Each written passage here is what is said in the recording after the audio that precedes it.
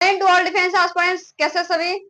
I hope आप बहुत अच्छे होंगे और अपनी तैयारी कर रहे होंगे। देखिए, आज के इस वीडियो में मैं बात करने जा रही हूँ आपसे कि नेवी एसएसआर और एमआर का जो फॉर्म फिलअप हुआ था, जो नोटिफिकेशन आया था 2024 के लिए, तो क्या उसकी प्रक्रिया है पूरी, और कितने फॉर्म फिलअप हुए हैं, एग्जाम डेट कब है, कब पेपर होगा, ये सारी चीजें आपके मन में आ रही होंगी। क्योंकि अगर आप जिसने फॉर्म फिलअप किया है तो उसको ये जानने की जिज्ञासा जरूर होगी कि भाई पेपर कब होगा, एग्जाम डेट क्या है, क्या कैसा इस बार कट ऑफ क्या रहेगी। कट ऑफ तो मैं फिर भी अभी आपको नहीं बता सकती, क्योंकि जब तक पेपर नहीं होगा तब तक मैं आपको कट ऑफ नहीं बता सकती।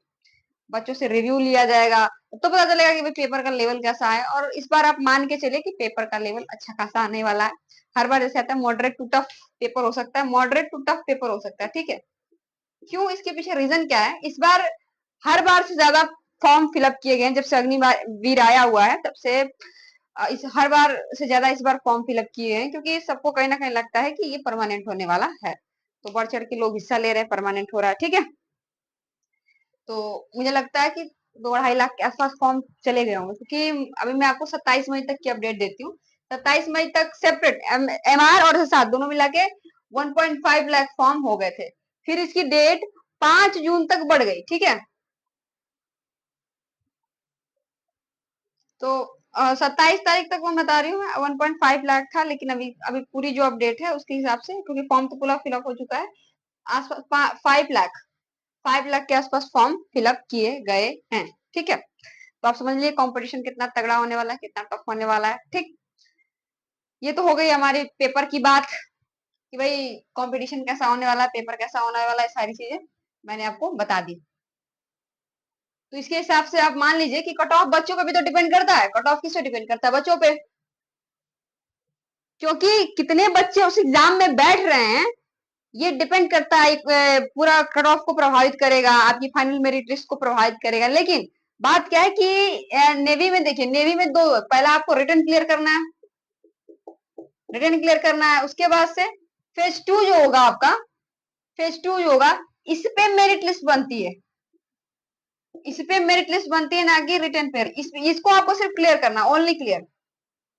आप रिटर्न को क्लियर कीजिए, ठीक है। और फेज 2 में आप जाएंगे तो अब जो नंबर आएंगे फेज 2 में, आप फिर आपका एक और एग्जाम होगा जिसमें नेगेटिव मार्क्स नहीं होते, माइनस मार्किंग नहीं होती है, ठीक है। तो उस पे जो है कि आपका जो है कि कट ऑफ, वहां से जो फाइनल मेरिट लिस्ट आती है वो बनती है फेज 2 के मार्क्स पे, ना कि रिटर्न के मार्क्स पे। क्योंकि रिटर्न के मार्क्स वेरी नहीं करते, मतलब मार्क्स जो है सिर्फ आपको ये क्लियर ही करना है एग्जाम को, ठीक है।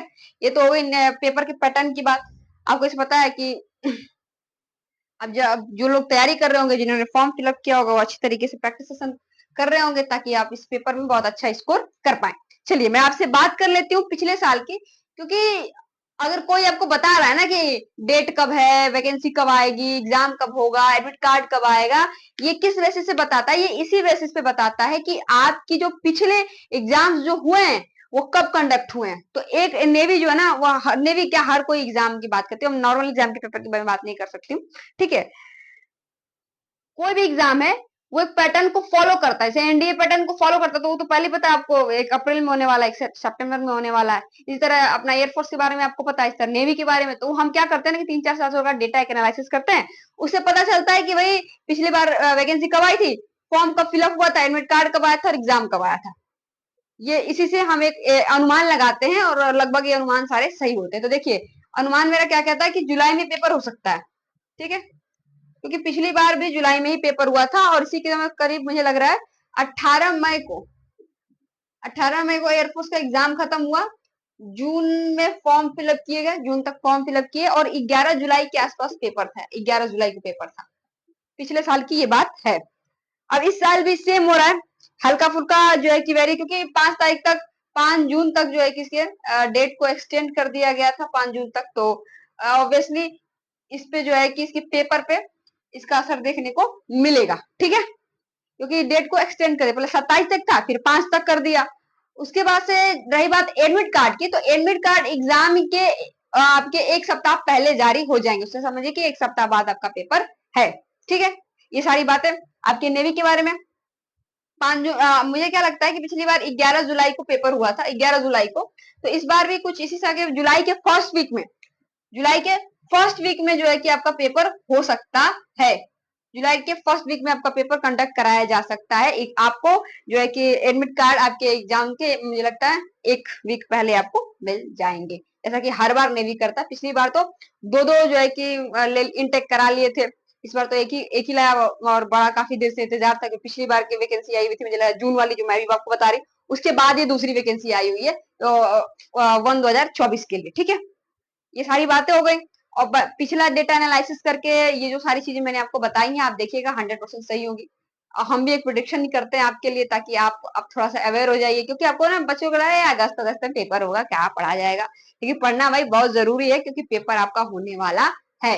तो भाई बिना पढ़े नहीं बच सकते हैं आप। ठीक है, चलिए आज की इस वीडियो में इतना ही, मिलेंगे आपसे नेक्स्ट वीडियो में, तब तक के लिए जय हिंद।